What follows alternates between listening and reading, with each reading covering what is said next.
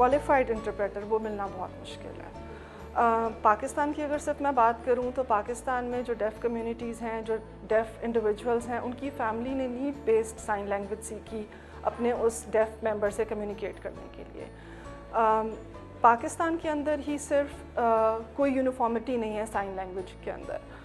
Pakistani sign language PSL मौजूद है, कुछ स्टैंडर्डाइजेशन है, लेकिन अभी बहुत ज़्यादा काम लैंग्वेज के ऊपर करने की ज़रूरत है। लैंग्वेज अभी ट्रांजिशन में है।